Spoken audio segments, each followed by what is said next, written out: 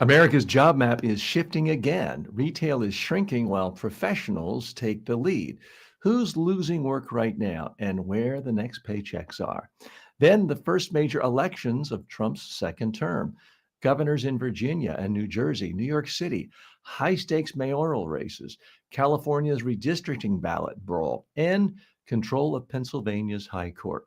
We'll hit fresh polling as support for capitalism slips while socialism remains unpopular, what the data really says, and why reform beats rupture. Good news on health. Self reported obesity finally ticks down as GLP-1 drugs like Ozempic scale. What's working, what's not, and who gets access. And Paris puts Shein, the Chinese manufacturer, on notice over childlike sex dolls. Why France is ready to hit the kill switch days before a flagship store opens. All that and more today, right here. Welcome to Filtered with TJ Walker. Hi, and welcome to Filtered. We are live. It is Monday, November 3rd, 2025. Glad you're with me and going to spend some time with us. This is the show where we do deep dives into the top stories of the day and then analyze it, filter it through the lens of communication skills, personal development skills. The goal here is to not just learn a little more about the news, but to learn more about ourselves and how to improve ourselves to be more successful in every aspect of professional life as well as personal life. So let's dive right in. Issue 1, retail vanishes. Professionals take over. America's newest job shift isn't on the factory floor, it's at the checkout counter. Retail clerks who dominated after the 1990s are steadily losing ground to e-commerce, automation, and self-checkout, while a broad tier of white-collar professionals takes the lead. Economists call it structural transformation. Productivity pushes workers from storefronts to keyboards, warehouses, and offices. In the latest data, store payrolls thin, online operations scale, and roles cluster in technology, finance, healthcare, and logistics. Minors now count for roughly 0.1% of the workforce. Now, they're allowed in politics, but tiny in employment. The center of gravity for everyday work keeps moving off the sales floor. Now, this isn't doom, it's displacement. And the policy question is whether training, benefits, and wages catch up before another automation wave hits. As one period detail reminds us of what's gone, an 1894 cobbler wrote this: "Don't hurry, the shoes came very fine." The pace and jobs have changed. Okay, so what's the real message here? The nature of employment is changing, but it's always changed. The history of capitalism is so many jobs that are in demand one year are completely irrelevant 20, 30, 40, 50 years later. But the rate of change is going faster and faster and faster. Let's dig a little bit deeper here. Now, there wasn't really a huge headline on this retail apocalypse. It didn't get all the attention that coal miners put out of business did, in part because you don't have the image of the 45-year-old white man with the wife and the kids at home and the two cars who could support himself with a coal miner's job. Those people were not working in retail for the most part. It wasn't seen as a manly, masculine job, rightly or wrongly. And retail was never, frankly, very good at supporting a family. Unless you were a manager at a big store, the income wasn't there. So doesn't mean it's not really bad for people who were in the retail space. Now, the real jobs plan is reskilling, not nostalgia. The idea that any one politician of any party is going to bring back coal mining jobs or so-called good jobs manufacturing just doesn't face the reality test. It doesn't pass that test. Now, we're also losing bank tellers, travel agency clerks, no surprise there. I can't remember the last time I used it. Well, I do. It was a couple of years ago. But for most people, they've not used a travel agent in years. You just do everything online Expedia, places like that, Travelocity. Mall photo labs. Who goes to a mall photo lab these days? Unless you want a special mounting to put on your wall, you just look at the photos on your phone, or you get a really nice high quality printer where you can print photos at home. I have that. You probably do as well. Now, there are some professional job categories still rising. According to this report, and this was courtesy of the Washington Post, we appreciate them, there are still a rise in some jobs for software developers, although typically not the introductory jobs. That is being replaced by artificial intelligence. Security analyst, data scientist, big rise there. Now, here's the problem. If you are someone who does not have a college education, which is most of Americans and certainly most people in the world, there was a time when it was relatively easy to get a job in retail. You showed up on time, you dressed neatly, you had a couple of references, you could get a job in retail. Well, if you don't have a college degree, I'm sorry, it's going to be very difficult to get a job as a data scientist. I couldn't get a job as a data scientist. You have to have advanced mathematical training, if not a master's or a PhD in some mathematical or scientific field or data statistics field, at least an undergraduate degree. So the people who lose their jobs in one category are not going to just go, oh, I lost my job at the Gap. Let me go be a data scientist for IBM. It's not going to work that way. Now, healthcare is absorbing a lot of the people leaving fields like retail, because healthcare always needs home health aides. And for most of the time, in most situations, there are not the academic barriers to being a home health care aide. Care coordinators is another position that is growing quickly. The problem is these jobs just don't pay much. As much as we say we love grandma, grandpa, other relatives who need constant care, we don't, as a society, typically pay them much. Now, surgeons, yeah, they get nice money. There is a growth of jobs and the nurse practitioner route. Again, that requires a lot of education, often a 4 or 5 year nursing degree, sometimes a master's degree. So, what does this really mean for you and for me? I think if you're a young person, it's fine to say, well, I've always wanted to be a doctor, I've always wanted to be an engineer, or I've always wanted to be a lawyer. It's fine to have ambitions about the future, but really question yourself. Is this truly what you want, or is this what your parents are telling you have to do? Is this really what you want, or you just watched a movie where there was or a TV show where there was an attorney who was really glamorous? In my era, people saw Perry Mason, an old TV show where the attorney was always on the right side of justice, always got his innocent client off, and that inspired a lot of people to become an attorney. Okay, it worked out for some, but you've got to realize you want a career for the long term. Now, I want a career for the next 35 years, which is in part why I'm right here. I'm here podcasting to you today, live and on demand on every social media platform, every podcast platform, because frankly, I've done my research. Podcasting is a growth field. Now, am I telling you to become a podcaster? No. What I am asking you to do is look at your strengths, look at the marketplace, look at where there is growth, and look at where there is shrinkage. And maybe, just maybe, you don't want to put all your eggs in the basket of some area that is shrinking. Look for where there is growth and possibility and where you can continue to learn and learn and learn. That's one reason why I am whole hog into this podcasting space, because I see traditional TV networks crashing, their audiences melting away, their advertising base leaving them. And it's coming to, frankly, to shows like this, podcast, audio format, video format. It's a growth area. Now, I'm not saying everyone needs to be a podcaster. Surely that's not the issue. But if you're telling yourself, well, I want to be a lawyer because I just want to be a lawyer, there might not be nearly as large a demand for lawyers in the future.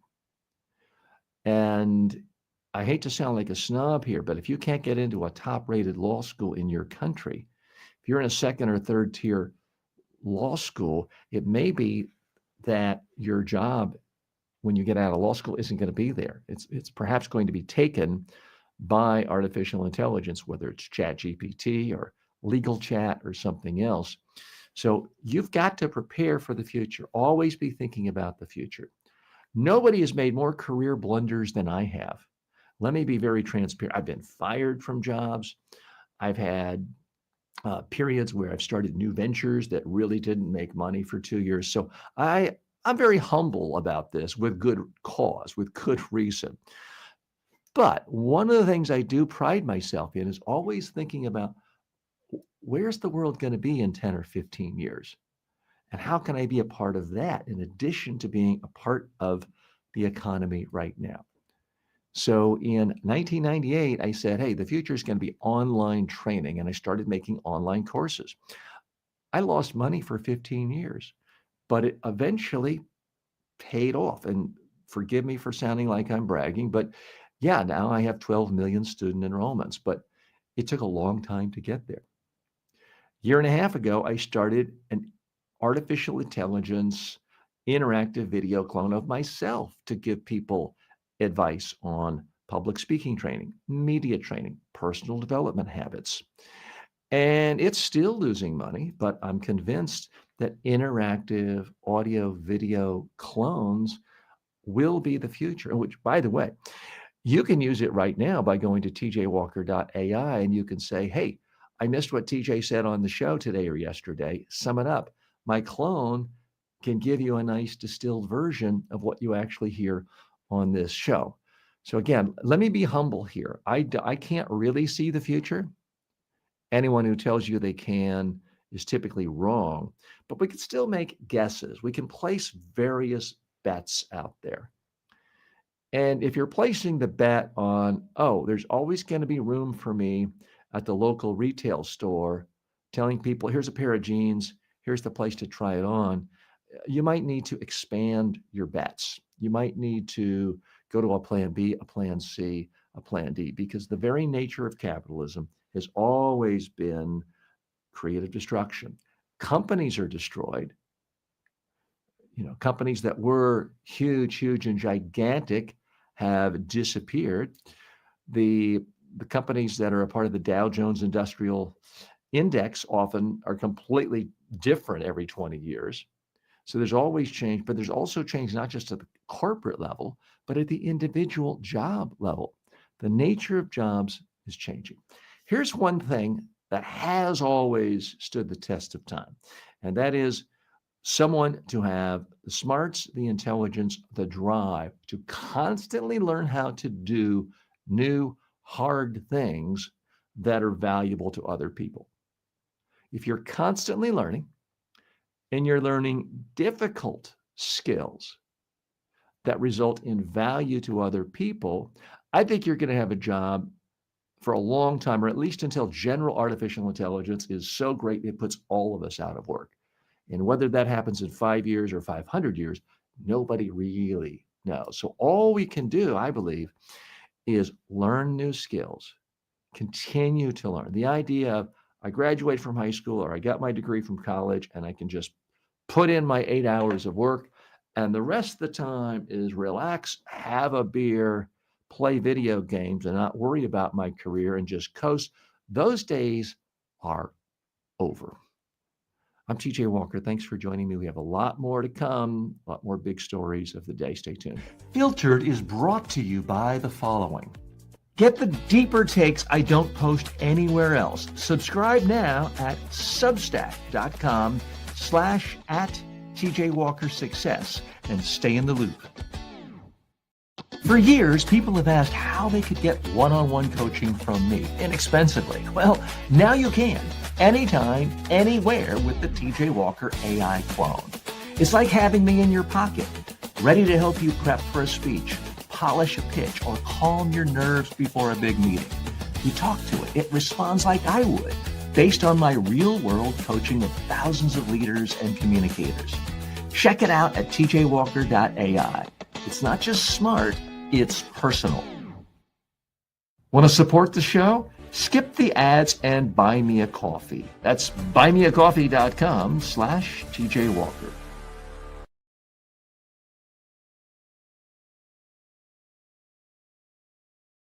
Hi, and welcome back to Filtered. I'm your host, TJ Walker. First election day of Trump's second term. New first. This Tuesday, tomorrow, we're recording this or doing this live on Monday, the 3rd. Tuesday, tomorrow, is billed as the first major test of voter sentiment since Donald Trump returned to the White House. In New Jersey, Mickey Sherrill frames competence and stability. She's the Democratic nominee. Jack Citarelli is backed by Trump, runs on tax and change. In Virginia, there's also a governor's race. Abigail Spanberger pitches pragmatic management. Lieutenant Governor Winsome Earl Sears embraces the president's agenda, from the one big beautiful bill to sweeping federal workforce cuts. New York City's mayoral race pits Zoran Mamdani's progressive movement against Andrew Cuomo's anti-socialist firewall, with Republican Curtis Sliwa courting disaffected voters. California's Proposition 50 escalates a map war by redrawing congressional lines that could flip multiple U.S. House seats. In Pennsylvania, voters decide whether to retain 3 justices, a call that could shape 2028 election disputes. So, very significant there, even though it's kind of boring for a lot of people. The through line is power. Do voters restrain or reinforce Trump's program? One governor's mansion, one city hall, one courtroom at a time. Okay, what's the real message here? The election on Tuesday is the first opportunity for voters to really speak out loudly. We love Trump, we hate Trump.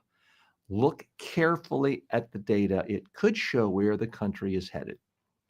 Let's dig a little bit deeper here and look at some of these races. Now, we've talked on this program about the mayoral race in New York City.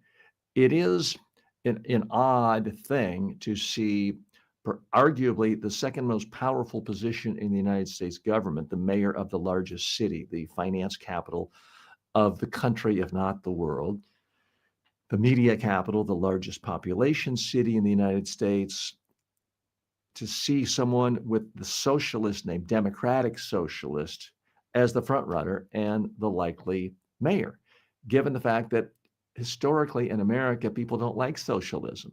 More about that later on the program with some new polling data. But sometimes elections are about personalities, are about fundamental likes and dislikes of candidates. And so far in New York City, it just seems like almost everyone who comes in contact with this young 34-year-old first-time mayoral candidate, Zoran Mamdani, they like him.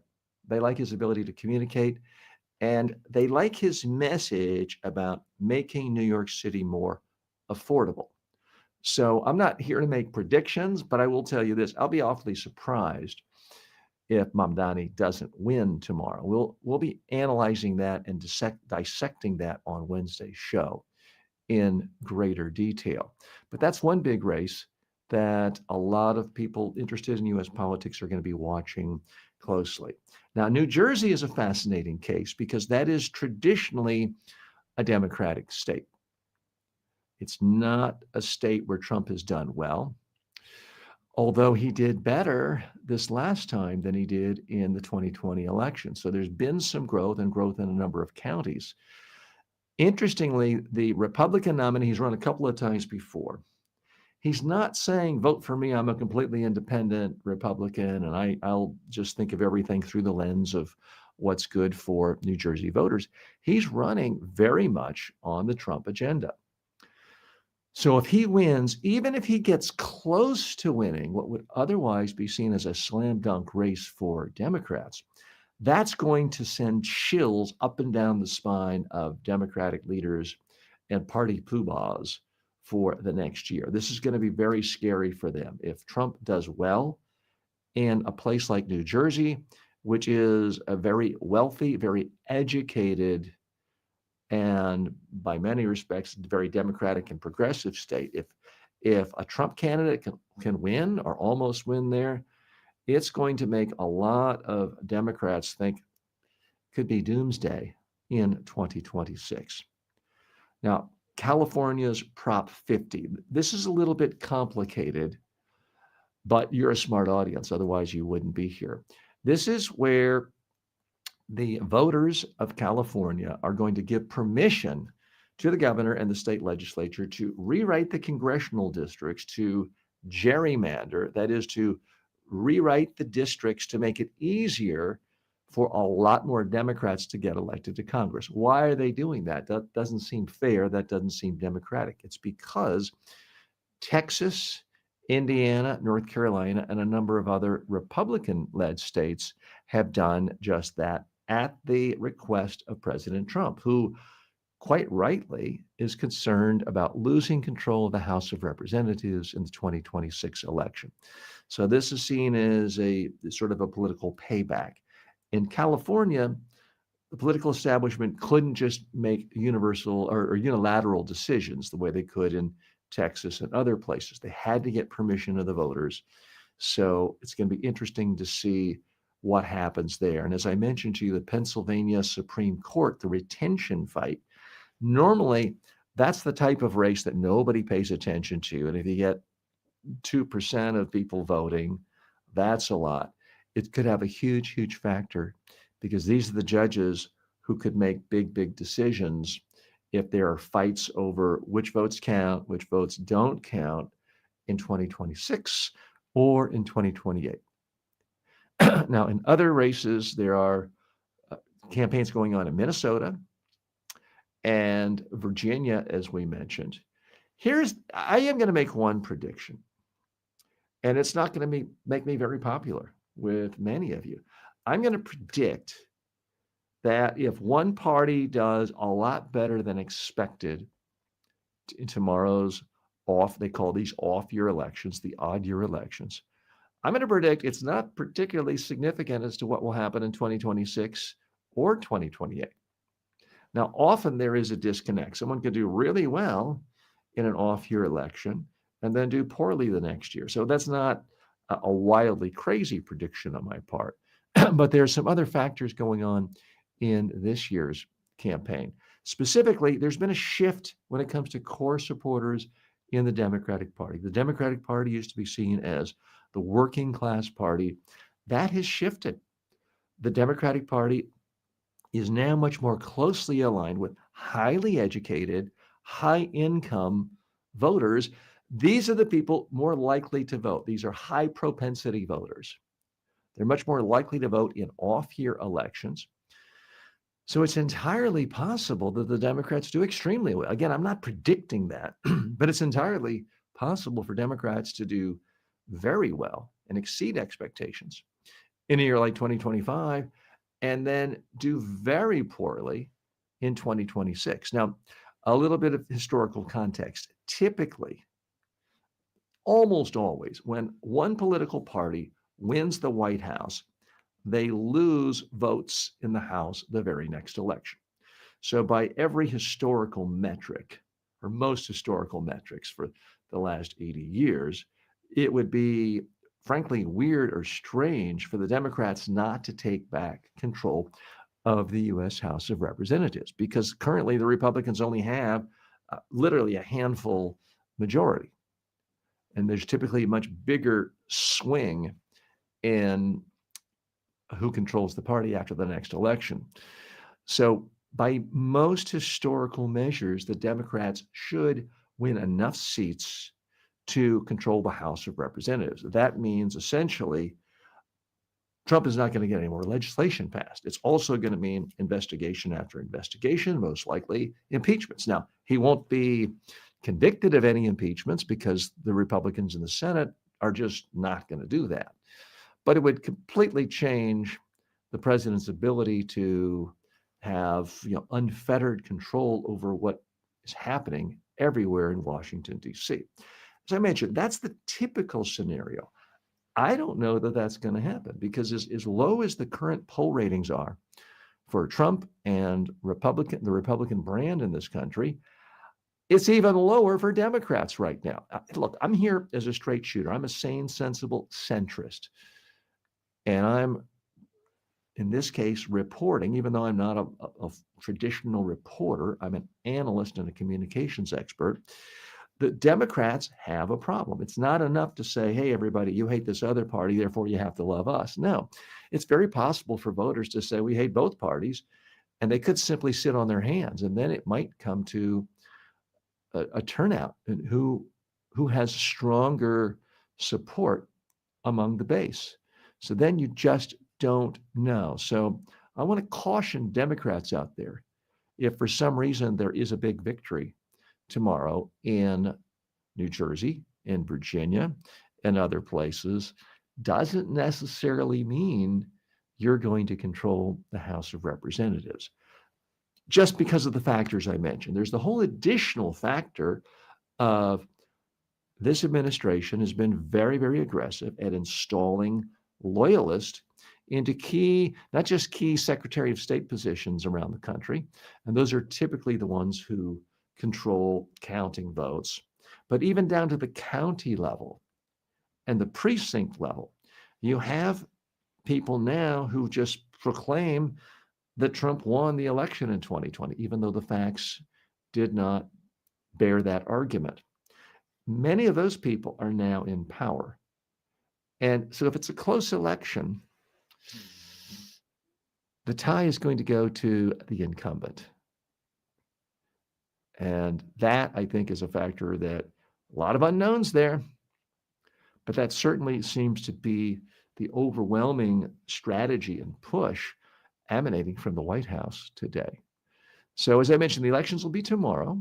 If you are an American citizen and there's voting in your state or in your precinct, you may want to educate yourself even more and figure out who to vote for. I'm not going to tell you who to vote for. More in a moment, talking about the brands of not just parties, but of various political philosophies. That in a moment. Filtered is brought to you by the following. You don't need a new degree. You don't need another expensive coach. You need the right communication habits, and I'll teach them to you in just a few minutes a day. At MediaTrainingWorldwide.com, I've created the most comprehensive library of online communication and personal development courses anywhere. You'll learn public speaking, media training, persuasion, executive presence, and more. These are the same methods I've taught to world leaders, but now they're affordable and accessible to everyone. You can start for free and upgrade anytime. Go now to MediaTrainingWorldwide.com. Confidence isn't a personality trait, it's a skill and it's trainable. Most people can't afford a full-time coach, and even if you could, good luck finding one who's available when you need them. That's why I created the TJ Walker AI clone. It's built on my 40 plus years of real-world coaching and training. You get my exact advice, style, and frameworks instantly.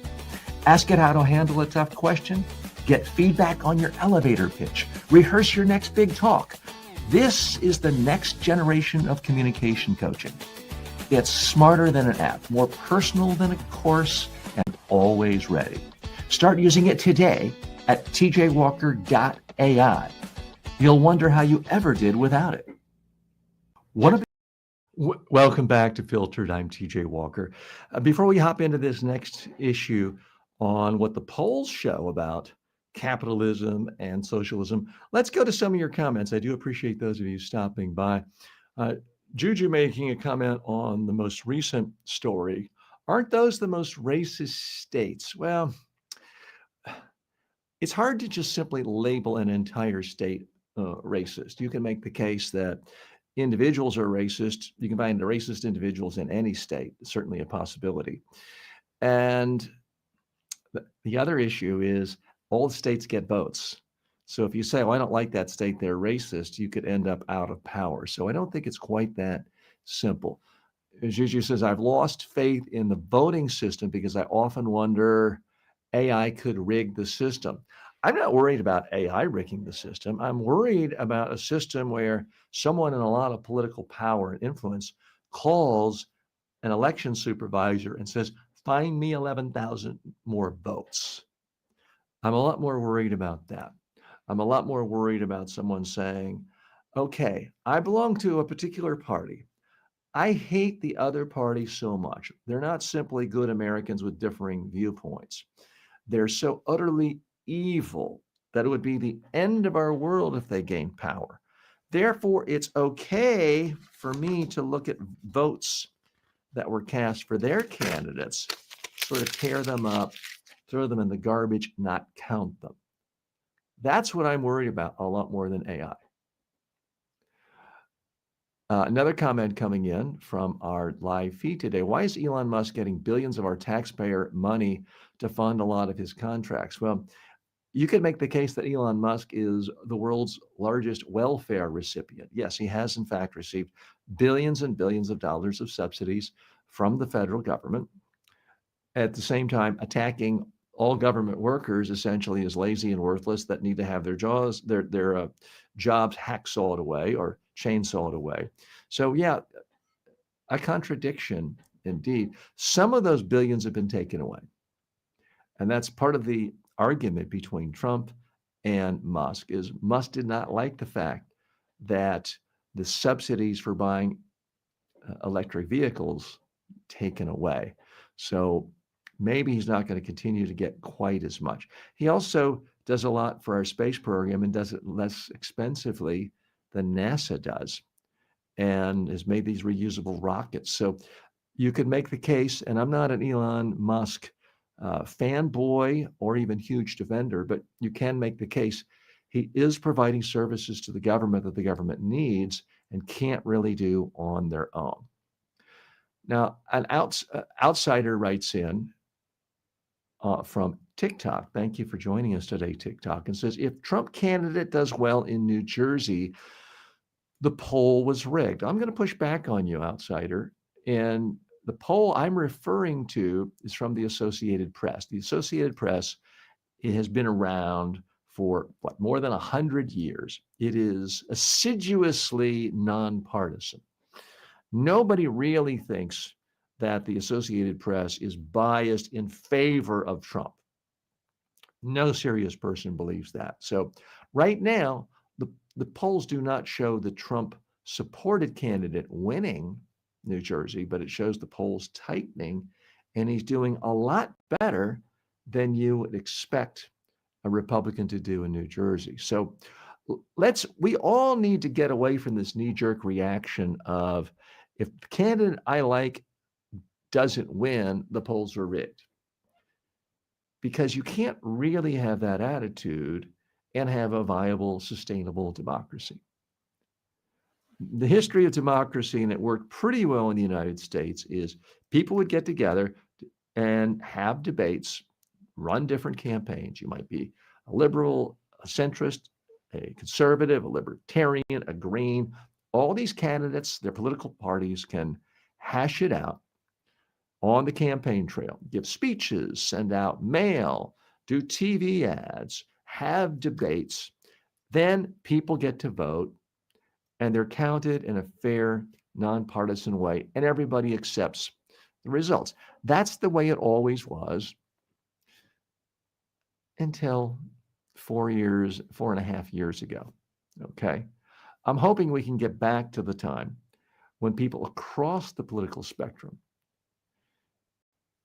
can have a shared respect for democracy and not simply say, heads I win, tails you lose, which is the current mentality of many. Final comment coming in. What happens if Trump calls all this Republican governments to change the votes to what he favors? Well, Juju, you put your finger on the $64,000 question, or I guess with respect to the U.S. economy, that's the $30 trillion question.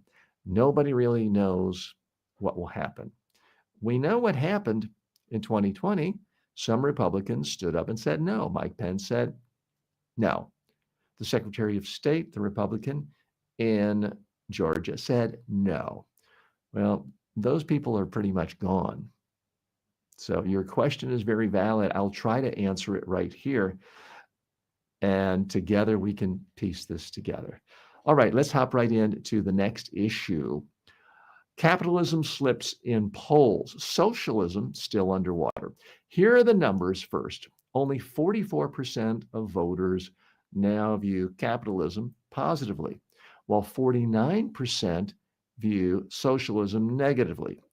Democrats have moved more against capitalism. Younger and Hispanic voters cooled as well, even as socialism remains net unpopular.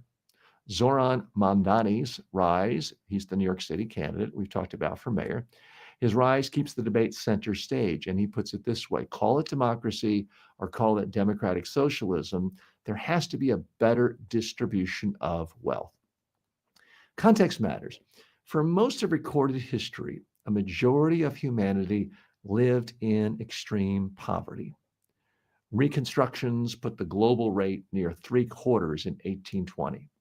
Three-quarters of people were really poor, then falling across the industrial era to roughly 1 in 10 by 2015 before recent shocks. Market economies are messy and unequal, but historically productive. By contrast, communist regimes from the USSR to Mao's China produced mass repression and deaths in the tens of millions of people. The sober case is this: fixed capitalism's failures don't repeat command economy catastrophes. Okay, what's the real message here from polls showing more and more Americans, especially young Americans, having a favorable view of socialism and having a bad opinion of capitalism? It's in part because the flaws of capitalism are right there. If you see rising inequality, if you can't get a job, if all of a sudden you are working and you can't pay rent, you feel like the current system isn't working, and it's not for you. Let's dig a little bit deeper here. Now, I'm here as a sane, sensible centrist, and I do believe that capitalism is the best system around for running a country. But here's, and a society and a world economy. Is it perfect? No. Does the so-called neoliberal order make problems sometimes? Yes. But you always have to say compared to what?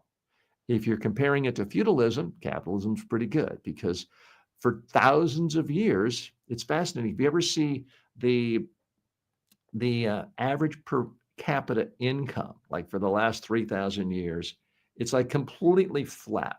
Everyone had just bare subsistence income of roughly like $500 a year in current income. And then the Industrial Revolution starts, free market capitalism, and it just shoots straight up. It really is amazing. And when you think about how not that long ago, 35 years ago in China, you had some 90% of the population living below the poverty rate. And now almost all of them are out of poverty. And even though China says, hey, we're communist, wink, wink, nudge, nudge, they embraced capitalism for most of their economy. So again, what's really going on here with these approval ratings for the word socialism and the word capitalism?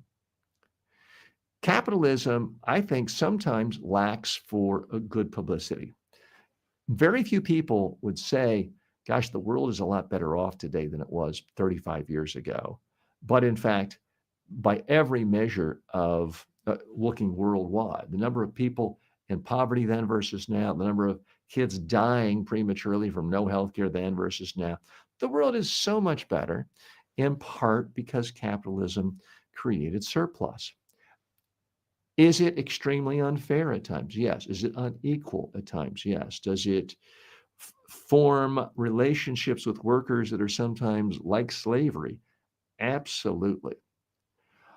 But people say, compared to socialism, here's the big problem when it comes to words. To many people who are political activists and above a certain age, let's say over 50, you say socialism, and they instantly think of Fidel Castro's command economy, everyone driving around in 1957 Chevys and eating dirt.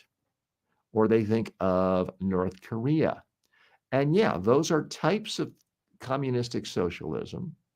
So compared to that, yeah, capitalism is 1,000 times better. But you know what else is socialism? You know what else Karl Marx recommended in the Communist Manifesto? Public schools. So if you are in favor of your own public school in your community, guess what? You're kind of a socialist. You know what else is recommended in the Communist Manifesto? Public parks. So if you think there's some part of your community that everyone should be able to enjoy, and it's a public park, and it shouldn't simply be auctioned off to the highest bidder, guess what? You're embracing socialism. If you think there should be a public highway or public streets in your community where everyone shares in the cost and everyone shares in the benefits, the right to use that road, you're in favor of socializing that road. That makes you, in part, a socialist. So when you compare it to that, all of a sudden, socialism isn't so scary. If you've ever been to a Scandinavian country, if you've ever been to Sweden or Copenhagen or Denmark and other cities and states in Northern Europe, you realize they all think of themselves as democratic, not all, but the ruling party quite often thinks of itself as democratic socialism. And you know what? It's great. I've been there. I've spent time. People are beautiful there. People are happy. You look at Finland, and they are judged by some polls to be the happiest nation in the world. So, and any honest person who says, okay, let's look at the countries that have tried democratic socialism as distinct from communist rule, USSR, a lot of countries, people really like it. And they have thriving economies as well. So part of what's happening in this polling data is people are rebelling on the old notions, the old definitions of these terms. To me, the beauty of capitalism is its flexibility. If it sees something working from any other political ideology, it's flexible. Hey, let's try that. You know what else is socialism? Your local police force. That's right. It's taxing people and taking something that could be done in the private sector. You could, in fact, have a system where rich people have their own private security guards and poor people like, tough luck for you. We could do that. That's what we do for luxury automobiles, and it's fine for luxury automobiles. Rich people get what they want, others don't. But you could do that with the police force. But no, in the capitalistic system, we socialize security. And that's why we have taxpayers and government workers serving as police force, which I'm in favor of. How does all this translate politically? What we're about to see tomorrow, because a lot of people in New York City are capitalists. It's the finance capital of the world. These are some of the most ambitious, hardworking capitalists in the world, and they are voting for a democratic socialist.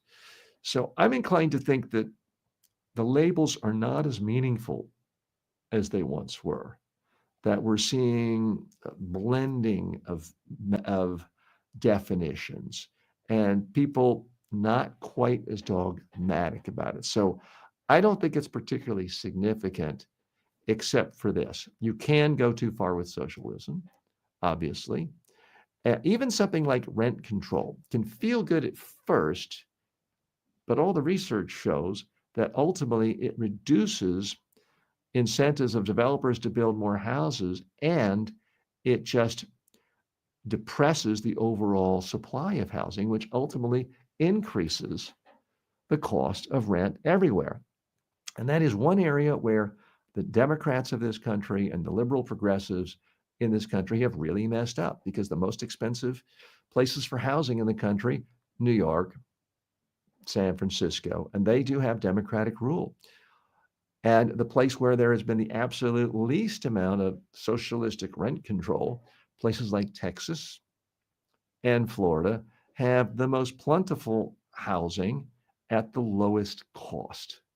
So that's why these definitions and terms can cut in a lot of different ways to different people. I'm TJ Walker. This is Filtered. I appreciate you listening. We have more stories to come. Thanks so much for joining me today. If this is your first time listening or watching the program, please take a moment, leave a comment. If nothing else, tell me where you are, what platform you're on, and where you are today and what drew you to the show. If you like anything here, please subscribe, follow the show, whether you're on a podcast platform or whether you are watching on any social media platform. Thanks so much. Back in a moment with more. Want to communicate like a pro? Go to MediaTrainingWorldwide.com. Millions have already transformed their speaking skills. Why not you? This show doesn't run on a lot of corporate sponsorships or big media backing. It runs on caffeine and your support. If you like what you're hearing and want to say thanks, you can buy me a coffee. Really. Just go to buymeacoffee.com/TJ Walker. It's quick, it's easy, and yes, it helps cover editing, hosting, and staying relatively ad-free for as long as possible. Buymeacoffee.com/TJ Walker. Your $3.95 makes a real difference. Welcome back to Filtered Issue 4, the Ozempic dip. America's obesity curve finally bends. Here's the news. Gallup's National Health and Wellbeing Index shows self-reported adult obesity dipping from 39.9% in 2022 to about 37% in 2025. Now, that's not huge, but still, that's affecting millions of people. The timing tracks with the rapid adoption of GLP-1 drugs like Ozempic and Wegovy. More than 1 in 8 adults reported using a GLP-1 in mid-2025, up from under 6% in 2024. So this is really taking off like wildfire. If you're not taking it, chances are a lot of people in your immediate circle are if you live in the United States. These medicines tamp down hunger, slow gastric emptying, and signal insulin and improve insulin signaling. In large random trials, semi-gluten produced roughly 15% average weight loss over 6 to 8 weeks with basic lifestyle support. Some combinations hit around 20% at higher doses. Caveats are real. The Gallup metric is self-reported. Weight regain is common after stopping. Side effects can be significant, and the price tag is steep. The FDA has already added cardiovascular risk to Wegovy's label. These drugs work more like statins than cures. They help while you take them, but if you stop taking them, the problems return. Okay, so what's the real message here? For decades, for centuries, people have looked for that magic pill, that magic drug to make them thinner. It looks like it is finally here. The research is in. People are really becoming less obese once they take Ozempic, Wegovy, and these other GLP-1s. Let's dig a little bit deeper here. So this is a tough issue. And let me be very clear. I'm not saying anyone should take this to become prettier or more beautiful or look great in a bathing suit for an Instagram picture. We're not talking about vanity here, although clearly a lot of people take these drugs for vanity. We're talking about a major health crisis in America and increasingly around the Western world and other parts of the world. For most of human history, the biggest problem most people had was starving to death. Obesity was extraordinarily rare. Even when I was a kid in America, obesity was extraordinarily rare. Now it's become commonplace. Depending on what definition you want to use, there are as many as 70% of Americans who aren't just overweight, but are actually obese, if you use one of the new metrics for determining that. And here's the problem with obesity. It's not that you just don't look good in a bathing suit. You dramatically increase your chances of obesity, of cognitive decline, of stroke, of hypertension, of simply dying 10, sometimes 15, sometimes 20 years earlier than you would if you were at a so-called normal weight. So unless you think it's cool for people to die 10 or 15, 20 years earlier than they otherwise would, it makes no sense to say, well, all bodies are equally as healthy. You can say all people have equal moral worth. I'm on board with that. You can say all people of all shapes deserve love. I'm on board with that. But the idea that if you had a choice between weighing a normal body mass weight for your body versus being 100 pounds overweight and being obese, and those are equally the same, that's just not true. That's like saying you have two kids, one of them is healthy and active, one of them does heroin every day, and you may love them both, but are you really going to kid yourself that both are equally as healthy and are going to live the same amount of time? Now, I'm being a little bit unfair in that analogy because heroin is not the same thing as eating 4,000 calories a day when you only need 2,000. It's actually more dangerous to your body in terms of overall deaths eating the standard American diet than heroin is. Very few people die of heroin each year compared to the number of people who die from obesity, from just heart attacks alone. Beyond that, there's the extreme quality of life issue. People start to recede from activity, playing with your kids, your grandkids, going for walks, sports, when obesity rises. So let's step back. And again, I'm going to be fair and nonpartisan here. Robert F. Kennedy Jr., the health czar for the current administration in Washington, says a lot of crazy, kooky things about vaccines. But one thing he does say, where I think there is a lot of scientific background and justification, is that the number one way to deal with obesity is to actually eat real food that's not processed. That's not the standard American diet, that doesn't have lots and lots of sugar, processed carbohydrates, lots of salt, fast food, processed food. Eat real food, real fruits and vegetables, lightly processed, and exercise. If you do that, and I'm going to get some hate mail here, it's virtually impossible to become obese. Well, but TJ, I've tried every diet in the world. Really? Okay.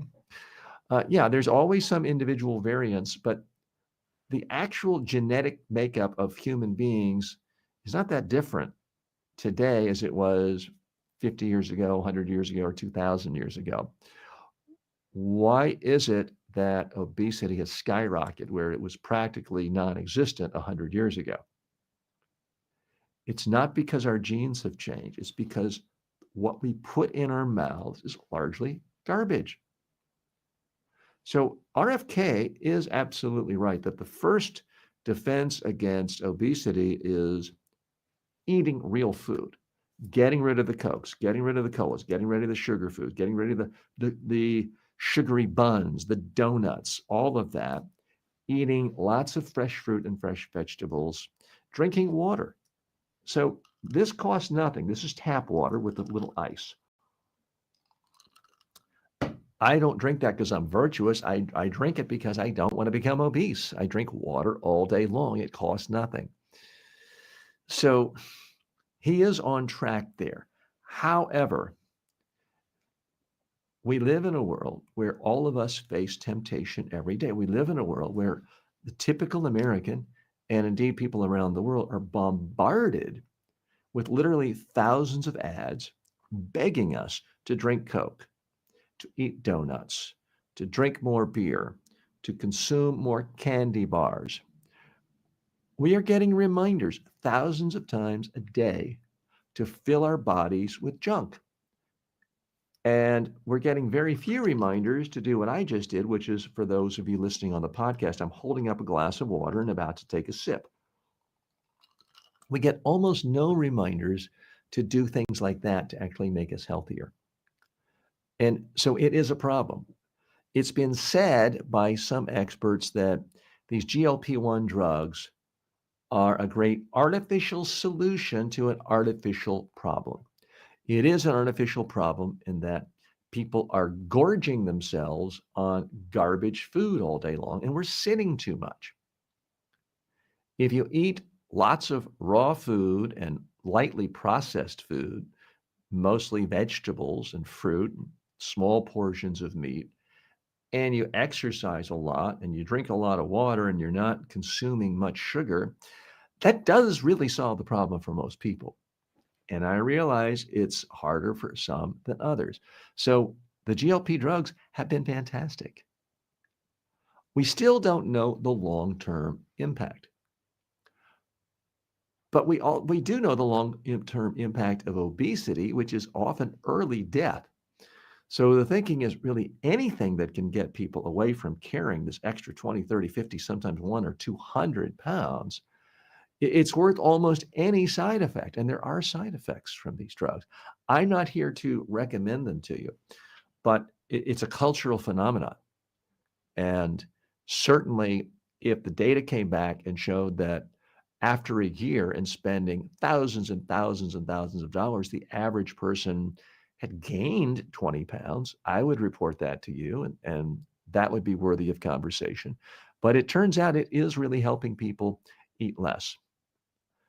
And from my friends and other people I've talked to who've used this, it really delves at a deeper level. You don't have to suddenly pinch yourself or get a zap to give you willpower when you're about to grab that Twinkie.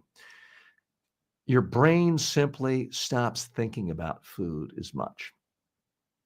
It's just easier for you when you've eaten half your plate to push it aside. You simply don't want as much food. And that is a fantastic thing. Is this going to be, are we going to get to the point where pretty much everyone is on? Maybe it is a good thing. I don't know. It's also helps people greatly who have problems drinking too much alcohol and other drugs. It somehow, and no one really knows how, but it somehow seems to reduce the desire for all sorts of risky behavior. And let's face it, eating 3 McDonald's Big Macs in one sitting is extraordinarily risky behavior. Eating an entire pizza in one setting is risky behavior. Drinking 2 bottles of wine at once is a risky behavior. And these GLP-1 drugs are helping. So again, the trials have come back, and there's a lot more clinical data. 15% loss of their body weight after 68 weeks. That's pretty impressive. People who combine this with more exercise lost 20% of their body. That is impressive. Now, right now, it can cost 4 figures a month. We're talking about more than $1,000. The price should come down, and if we had a government that was willing to stand up to pharmaceutical companies and negotiate on behalf of the entire American population, the prices could plummet to the point where this would be seen as no different than a couple of cups of Starbucks coffee. And then we really might see usage go up to 80 or even 90% of the country. I still think you, since I care about you, are better off trying to address the core problem. The core problem for people who are overweight and obese, and I'm not a medical doctor, but I am someone who's read the scientific literature and just seen the history of humans and their health. The core problem does come from eating highly processed food and eating food where the calories are in excess of what you burn. So that's half the problem. The other half of the problem is we're all sitting on our duffs too much. And the idea that you're supposed to eat 10,000 or walk 10,000 steps a day. Okay, I try to walk 15,000 steps a day and go to the weight room and bike and run and play pickleball. Now you may say, well, TJ, you got it cushy or easy. And okay, I'll cop to that. I do perhaps have more time, disposable time and income on my hands than others. But even if you're busy commuting to a job, just get off one subway stop or one bus stop earlier, walk that last few blocks, get another 10 minutes in, rather than sitting to relax and watch the news or scroll text from friends on Facebook. Walk around even inside your house. That can, in fact, help a lot. So I want you to be healthy. And if the only way you can be healthier is taking these drugs, listen to your doctor, don't listen to me. But as a general principle, the more we can solve problems at their core, the better. If you have a leaky roof, yeah, you can get increasingly larger buckets around your living room floor to catch the water. And you may reduce the stains on your floor. You might reduce the rot if you have wood floors by getting bigger and bigger buckets and stainless steel buckets that don't leak. But you can also get up on the roof and patch the roof so you don't have a leak. That's my preferred approach to problems anywhere in life, but especially your health. More in a moment with our final big issue. Hey, if you're enjoying this kind of take and want to hear more stories filtered through the lens of communication, make sure you're following the show, whether you're watching or listening. New episodes drop every single day. And if there's a little notification option where you are now, go ahead and turn it on. It helps you stay in the loop. Welcome back to Filtered. France threatens Shein with a ban over childlike sex dolls. Now, this is yucky. I won't kid you. France's consumer watchdog says it found sex dolls with a childlike appearance for sale on Shein's website and has referred the case to prosecutors. Economy Minister Roland Lescure warned he would move to block Shein from the French market if it happens again. This is provided for by law, he said, noting the government can prohibit access in cases involving terrorism, drug trafficking, or child pornographic materials. Regulators issued a formal notice demanding urgent corrective measures. Under French law, distributing child pornographic material online can bring up to 7 years in prison and a €100,000 fine. The warning lands days before Shein opens a permanent Paris store inside the BHV Marais amid an online petition with more than 100,000 signatures. The watchdog also flagged other pornographic products sold without effective age filters. Shein, founded in China and now based in Singapore, has not commented. Okay, what's the real message here? Shein, you got to clean up your act. The idea of selling really, really cheap, chintzy stuff made by slave labor, okay, people will buy that. But when you put a child's face on a sex doll, you've crossed a line. I'm happy to see the French government has said, no, we don't want you here. Other countries should follow suit. Let's dig a little deeper here. Now, I don't want to be a hypocrite here. Shein does make, there's some products in life. You want a t-shirt to go to one Halloween party, for example, and you don't think you'll ever use it again. Quite often, any consumer, those in my own family, will say, yeah, I want the cheapest product, and you buy something from Shein. And full disclosure, Shein products have been purchased and are in my household. So I'm not holier than thou. But come on, sex dolls with faces of children. Who thought that up? Who thought that was a good idea? And then what executive said, you know what? This came up, it's in development, it's here, we're selling some. Let's roll it out to the whole world and put it in English-speaking markets and French-speaking markets. At some point, you have to use some restraint. And part of capitalism is free market. You can do what you want, essentially. But you do have to follow laws. Beyond that, there are subtleties of respecting people's culture. It might not be illegal to say, I hate all, and then insert some racial slur and put that across a suit jacket or an expensive hoodie. It might not be illegal to do that, but it's probably not a good idea to use racial slurs and have on your home page, I hate, and let's say, for example, N-word. Not a good idea to do that.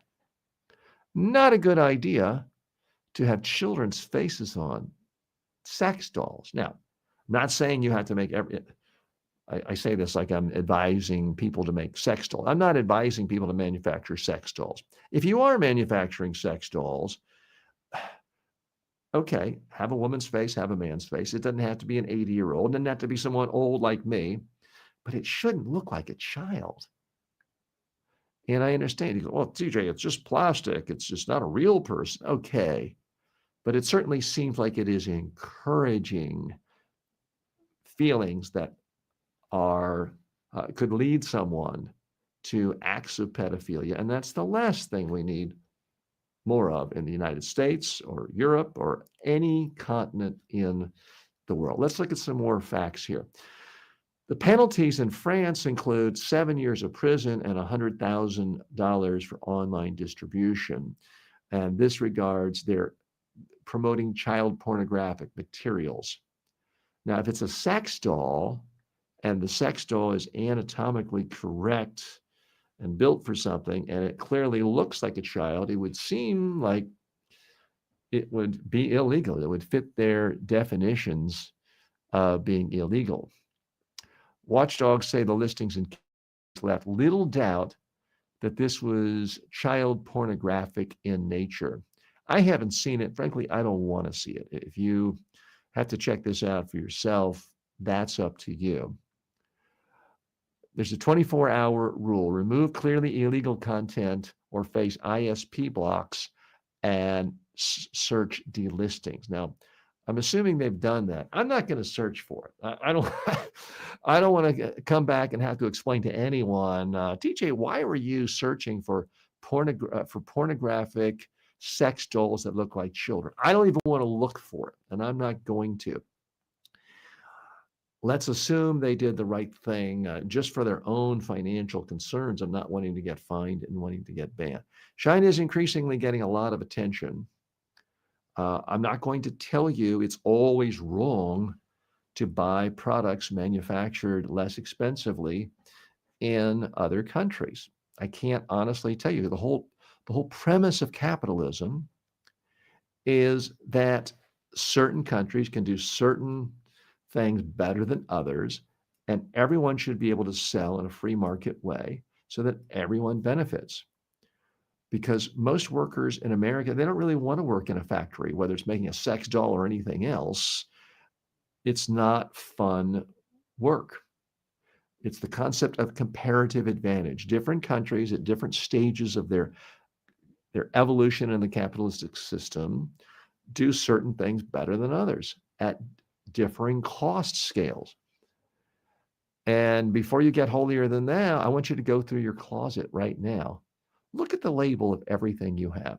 Go in your kitchen and look at the label of everything has. If you're an American and you don't have at least like 30% made in China, I think you're not really looking at the labels carefully. I'm TJ Walker. I want to thank you for joining me today. We typically do 5 stories of the day where we look at big stories in the news that reflect what's going on, stories that you need to learn more about, and then try to infuse it with some aspect of personal development and communication skill improvement. We end the show every day with questions from you. I take questions from my online students. I have 12 million student enrollments in more than 300 of my courses around the world. To my knowledge, we have students from every single country in the world other than North Korea. Still working on that one. But we're going to go right now to Donald Hawkins, who writes the following question.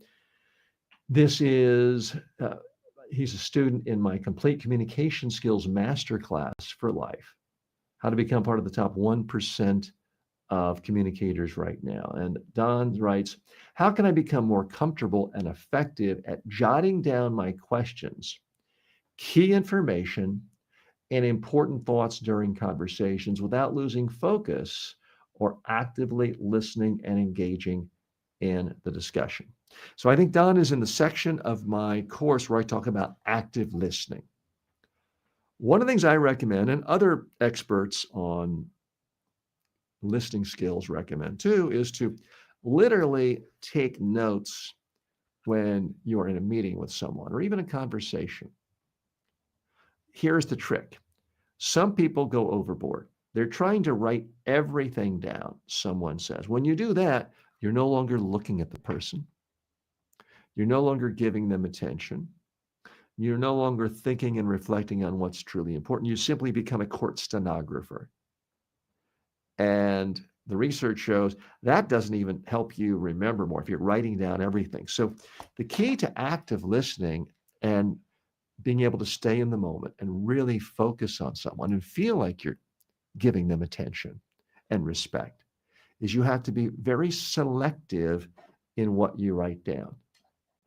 So someone talks to you for 2 minutes, not every single word is brilliant insight where you have to write down 300 words. It would just make things seem slow, tedious, and they would feel like they're in a court deposition. You don't want anyone you're meeting with or talking to feel like you're putting them in a court deposition. So you've got to really listen selectively. When you hear something that you think is insightful, there's nothing preventing you from saying, oh, wow, I didn't know that. Let me just take a brief note on that. And then write a 3 or 4 word phrase to remind you of what that person said. Do not try to write verbatim 30 words they said in 3 sentences. It will take too long. It disrupts the flow of the conversation and isn't going to make it feel like a real conversation. But by taking keynotes, it can really help your own memory. And the sheer fact of saying, I just listened to that person speak for 3 minutes, and wow, that one nugget jumps out at me. The fact that you're using the editorial discretion in your brain to actively seek insight is helpful. Then when you write it down, that triggers more memory. And when you're done with the conversation, you might look down in your notes and you might see just 5 ideas written down. Now, all of those gain in importance because out of the whole, let's say, half-hour conversation, you've now got 5 ideas written down where you can read that in 30 seconds. So it draws your attention to that, makes it easier to remember. If you actually wrote down every word someone said in a 30-minute conversation, well, now you got a couple thousand words. And who's going to spend the time to reread a couple of thousand words after every single meeting? So that's really the key. Be selective. Really listen for insight. You're not the court stenographer. And this way, when you do write down something, feel free to ask a follow-up question about that. Go deeper into the big insights. Don't just say, tell me everything you know about blah, and listen and write. Listen selectively, write occasionally, ask follow-up questions about the biggest insights. All right, Don, wishing you continued luck in your own career. If you have questions, you don't even have to be one of my students to pose questions. If you are a listener of this show, you can post questions right here on this show on demand, or you can go to the YouTube page, my community page, the post page on YouTube, and post questions there. I'm TJ Walker. Thanks for joining me. See you tomorrow.